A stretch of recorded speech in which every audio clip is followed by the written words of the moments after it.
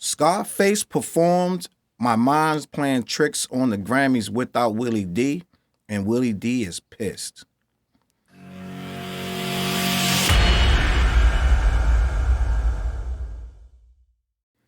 What up, world? Your boy Charles Brown back again, talking facts. Hit the like button, hit the subscribe, hit that notification bell, CLBMG. So listen, these are two of my idols, right? Scarface, Willie D. I even got an affinity for Bushwick Bill, although Bushwick outside of Geto Boys music did not resonate as well as the Geto Boys as a whole. Even Willie D to an extent. I listen to Scarface religiously with or without the Geto Boys, but the point of the matter is, as a unit, those guys were great. I actually call myself Chuckwick Ills after Bushwick, his great song where he called himself Chuckwick, leg sticks, all this stuff, whatever Chuckwick says. And Bushwick, before he passed, went down my post and liked all my posts saying Chuckwick, because my name on Instagram for years was Chuckwick Ill. So I know Bushwick was cool with me using that name, but I digress. So Bushwick, Willie D, and Scarface are legendary. You cannot have a 90s playlist. Go right now on your phone on any service. Go into 90s rap, 90s hip hop. And at some point on that playlist, there will be a song called My Mind is Playing Tricks on Me by the Geto Boys, featuring these three phenomenal rappers. Some of the best, and I believe Scarface got 2 verses on that song. I think Scarface raps first, I think Willie D second, Bushwick third, and I think Scarface comes back, right? One of the most memorable records in hip-hop history. It will be on every 90s, any valid 90s playlist at some point. Within the first 30 to 50 tracks, that song will be on there, I guarantee you. Which means it is a staple in hip-hop history. And it's actually not from the 90s. That's from the 80s, if I'm not mistaken. My Mind Playing Tricks on You may be at the very end of the 80s, going into the 90s. I don't remember the exact date of that song, but end of the day, right? And especially if you're doing an 80s hip-hop list, you guarantee that song is on there, right? So,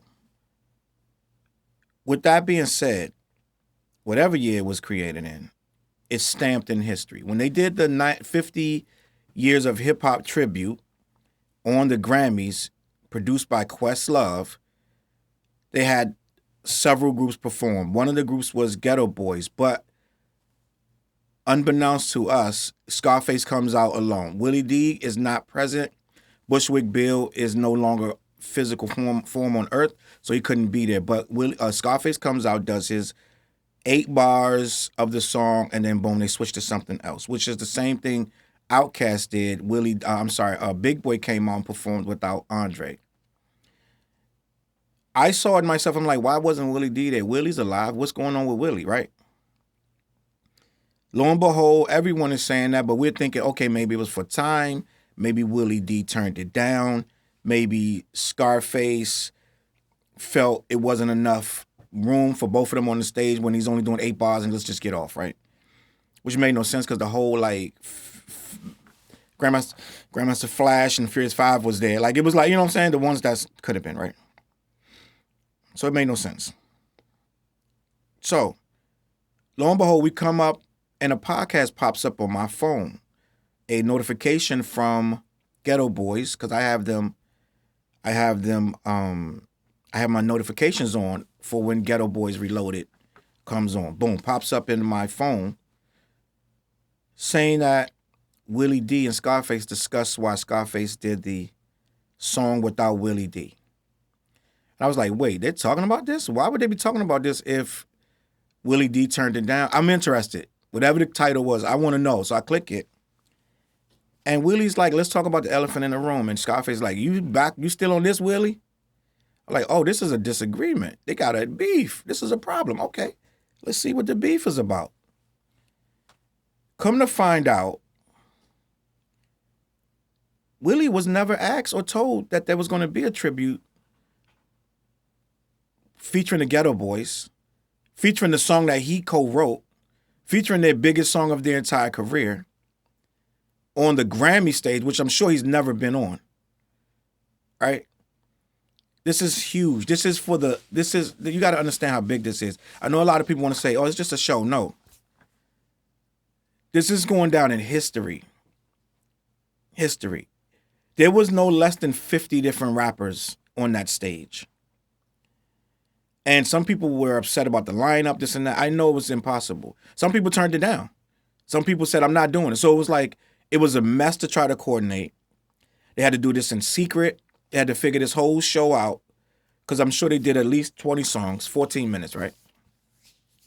They had to do this whole show and not let the stuff leak. And whoever was on it had to practice and rehearse and be there and da-da-da-da. With all that being said, Willie D was not contacted, allegedly, according to him, by the creators of the event and the people who were organizing it in the name of hip-hop, who was given all the credit was Questlove from the Roots. And Scarface was contacted, came up, rehearsed it, I'm sure, did his part, hit the stage in front of probably hundreds of millions of people at this point. Because once it was over, it went online and this and that and the third.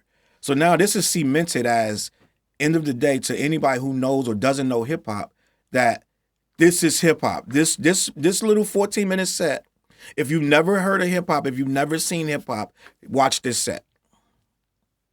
And you'll get a crash course in hip-hop. What the best hip-hop is in the history of rap. They'll never do this again. This will never happen again. So now you get to see the Geto Boys without Willie D, who is alive and well and knows his verse. And doesn't even need to know his verse because all he was going to do was back up Scarface's verse. All he had to do was back up Scarface's verse. But he would have been on that stage. He would have been seen by his family members, his children, and whoever else. His aunts and uncles and whoever else. They would have seen Willie D on the stage. Now, this is where it gets sticky. Scarface's, I'm not going to say excuse, but it is an excuse, is that he didn't know if Willie got called or not. And he didn't know if Willie even cared about doing it. It's just another show. He showed up and did his part, and he didn't need to really tell Willie one way or the other. Willie is upset like, bro, I would have never performed without you in something this big. I would have called you, invited you, something to that degree. I would have never went to the Grammys. This ain't no local strip club. This ain't no regular little arena. This is the Grammys. And they're representing the song that we both wrote, that we both whatever. Now, Scarface's response was, you didn't even like that song when I presented it to you in the beginning, and you didn't think it was going to be a big record. Willie D's response was, I didn't say I didn't like it. I just wasn't sure it was all that. But at the end of the day, I did write to it, and that song is our biggest record in history. And this is not a regular thing where you just go perform and don't tell me that you're going to perform. And he said they actually talked to him the day that he was leaving for it. He said, have a safe trip. Right? Scarface's response was, I didn't know what song they was going to have me do, but they had me do that song, so I did it, and I came home. Why are you even still bringing this up? It's over with. Why are you talking about this? Willie D's response was, you're getting all this praise for something that you didn't earn on your own. This is not just your song. Everyone's saying they like the song now. This and that. All these kids have been introduced to the record. And at the end of the day, I'm part of that record, and you didn't give me the option to be up there. And Scarface's response was, it's not my responsibility to make sure the Grammys call you. I don't know who called you. You should have got a call if they wanted you there. So by them not calling you, that has nothing to do with me. I went and did my job and came home. So all the way down, there is conflict on both sides. There are points being made on both sides. But I want to talk from the middle as an objective person who likes both artists equally. Right? I'm not talking about musically. I'm talking about as human beings. I'm going to tell you what I feel happened with this situation. Scarface is way too loyal and way too smart to know or not know that this particular event is not an everyday event. And the way Scarface did it by not even mentioning to his partner, if I'm being a smart person who is well versed in how my generation looks at things, if we are looking at it the way we look at things as in regards to loyalty and respect for your other, I don't know what the word is, but he's his collaborator, his partner. For something that major, you would say, man, did they call you? Because they want me to do my mind playing tricks on me. Scarface would have done that in any situation. So my only logical thoughts on this is that Scarface knows that they don't want Willie D there. And he knew that from the beginning. Now, Willie D has made some very disparaging remarks about the Grammys. I believe he's went on to say F the Grammys in several occasions. Now, what I've learned about people at the Grammys, they don't forget nothing. No matter who it is, they don't forget nothing. And that's why Nicki Minaj is still getting goose eggs at the Grammys. Not even got one because she had an issue where she did a performance. I think some performance she did at the Grammys where she did a religious, blasphemous, according to them, performance where they asked her not to do it and she wouldn't change it. Roman's Revenge or something like that. And she involved the Catholic Church, which is a no-no to a lot of people, right? She did the performance anyway, even though they asked her not to. She's like, I trained for this for weeks, so I'm doing it. Did it, ended up pissing them off, and they have not been right with her. That was almost 10 years ago. They have not been right with this woman since. And she's been saying something every year about how they keep toying with her. They do not forgive and forget, right? So when you come out with something saying F the Grammys, the very first chance they're going to get to screw you, in my opinion, I'm not going to say that they screwed this guy, because this is all conjecture. At the end of the day, it's Questlove putting this together. But Questlove knows where his bread is buttered. There is no way. I'm going to put this on Questlove. I'm going to be honest with you. I think Questlove knew that Willie D could not hit that stage for any reason. But you can't have that without the Geto Boys song. It probably was too many people in his ear. You're not going to put the mind playing tricks on me? I believe that Questlove knew he couldn't have a man that said F the Grammys hit that stage. Because for one thing, you don't know what he's going to say when he's up there. Right? You don't need no rogue elements up there on that stage. And two, I believe he knows them people know that Willie D said that. So end of the day, I believe that Scarface knew that. I don't know. I can't say for sure if they told him, don't tell Willie D. But the way Scarface moved in this, and Scarface is my man, I got nothing but the utmost respect. And I didn't lose any respect with this situation for Face. But the way he moved on this so it's kind of underhanded in a way. He moved on this kind of like, let me just go get this done real quick. Because I believe Face didn't want to die with an opportunity like this, where he could have been on a worldwide stage to showcase himself and his music and lose it for sticking up for Willie D. Right? He did the right thing in a way, but he did it wrong. In my opinion, they should be way too loyal. And I've always questioned the Geto Boys' loyalty to each other, because Willie D has in the past stated he does not rock, never did, always had issues with Bushwick Bill. And when Bushwick died, he said the same thing. He's like, I'm not going to change up this and that and try to pretend me and Bushwick was cool. We wasn't. He said Bushwick did a lot of foul stuff to me when he was alive.